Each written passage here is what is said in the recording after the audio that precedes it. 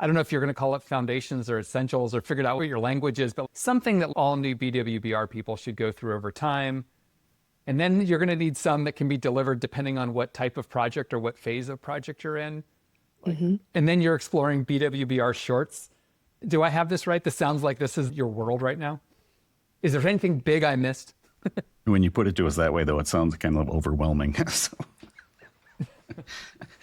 So, no, I mean, I think you're right on there. I think we've done a great job of putting together content. We've done an okay job at putting in a place that's accessible to everybody. And I almost feel like I should write down BWBR Foundations or BWBR Essentials for that quick, those quick 12. Dan. Do you have it? Okay. I was like, because otherwise I feel like tomorrow I'm going to ask Kari, what was that? What did Chris call that? Well, this will be available on YouTube. I think there's also, to me, a question about like what happens with the people that have been at BWBR for longer and or have more than 5 years of experience. Like, it sounds like the most acute problem is emerging professionals. That's why you've put so much time into it. Is it fair to say that like there's not as much need and that's therefore you haven't spent it there? Or have we just not talked about the learning and development program for that other audience within BWBR?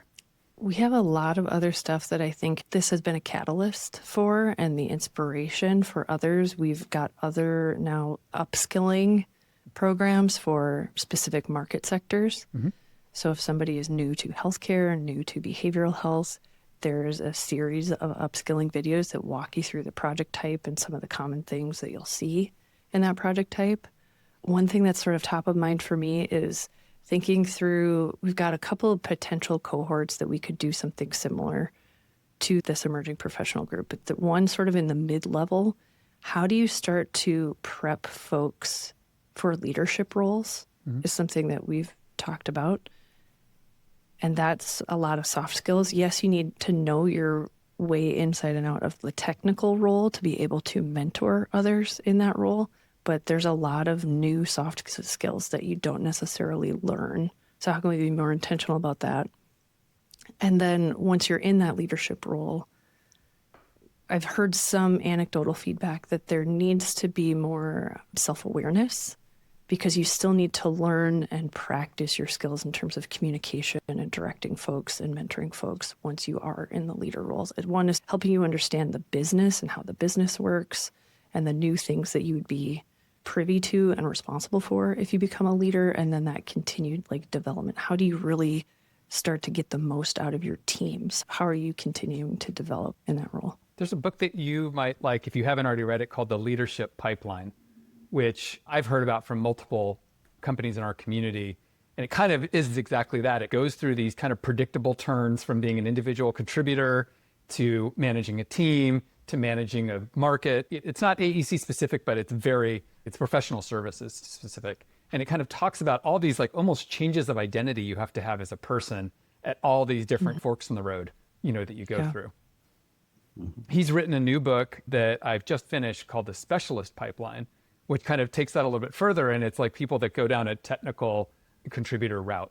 And how do you create the right career opportunities for people that want to specialize in ambulatory care or whatever the thing is? How do you set up an organization that can let people specialize in a really effective way? So good stuff there. I'd be interested in reading that. You should send that over after this. Will do. We'll put it in the show notes too. All right, thank you. But sort of the converse of that, specialist, I keep thinking about, maybe I'm jumping ahead to one of your future questions, but this program living on past Dan's retirement, let's say he wins the lottery tomorrow and he's like, see you later. Yeah. I'm off to travel the world. I feel like so much of the success of this program is because of who Dan is as an individual. Like I said, he's a master at getting feedback from folks. He's very self-aware and very willing to take commentary on what he can do differently. I think you genuinely, Dan, want to show up and be the best for your team and support your team and help people succeed. And you made a comment the other day about how you, because of recessions and things that you lived through, you wanted to make yourself the Swiss Army knife. You wanted to experience everything and be able to be useful in every area of the business. And I feel like we don't have as much opportunity for an individual to do that now. People have to hyper specialize more.